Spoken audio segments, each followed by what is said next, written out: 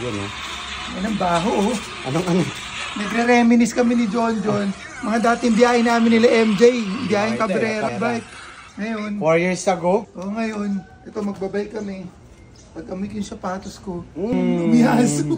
Amoy askal? Askal na hindi naliligo pero maraming askal na mababango. Pwede na yan. Pakto yan, ligo ulan. Mikpit yung ano ko. Ano kaya? Yan. Yung bike ko nga, kainis. Let's go na, bike na tayo. Rolling na kami. Ensayo muna. Halos magdadalawang linggo tayong walang bisikleta. Sa may Park Avenue, yung nagtitinda ng kare-kare.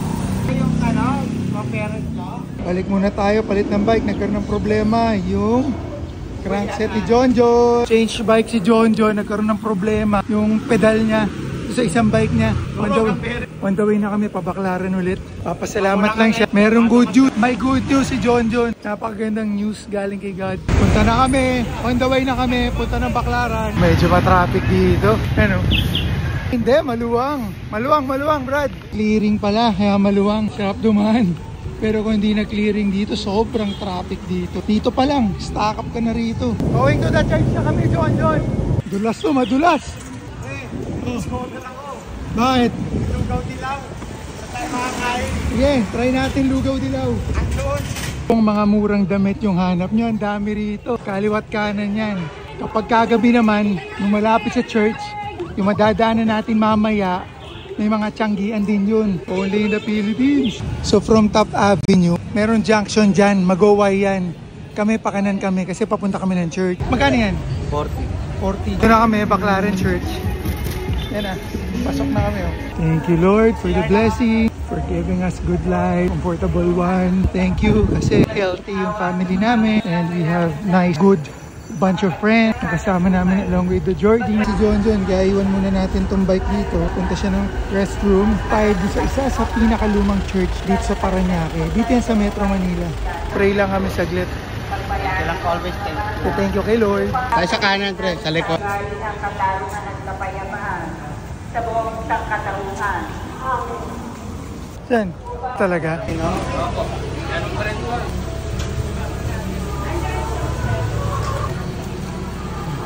Ito na kami sa Ugbuhan, sa Baklaran.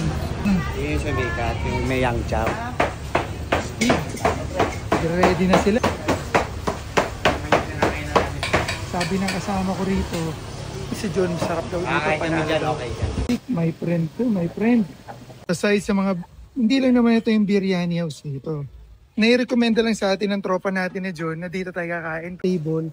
Ito lang yung Ugbuhan ng Baklaran na kung saan ginaya yung concept sa Tondo. Lemer, lumabas ka sa lungga mo! Tabahin Lemer eh. Best friend yan, no? Sino nga yan, pre? Lemer, labas ka sa lungga mo, Mer! Pawakado na kami! Pawakado na. Sayo na to. Diretso na! Diretsoin lang natin to.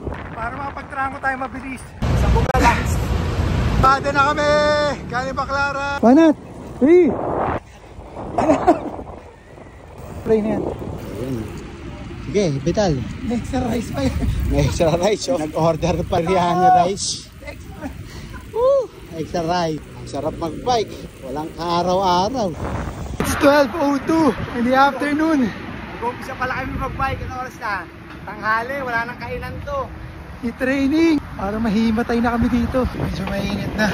Pasok tayo dito sa parkan. Okay na muna to, isang ikot. Ed, baka naman. Pakapi ka. Dito kami sa Acho. Calling. Attorney Ed. Kami lang na. Pa-experience naman. Pa-experience naman. Kami lang dalawa ni John to. Ay ako, naka-experience ako dyan. Ayun, no? Pagod na. Pahinga na. Pahinga na dito sa parkan. Baboy. Cool dito. Okay. Maupo. Pagod. Walang insa. Ayan, no? Attorney. Siyempre, dami nakain. Lunchtime. Mamayang gabi, buhay na buhay ito. Eh, nakain naman eh. Tingnan namin kanina, hindi mo na kailangan magpunta ng India. Paro na eh.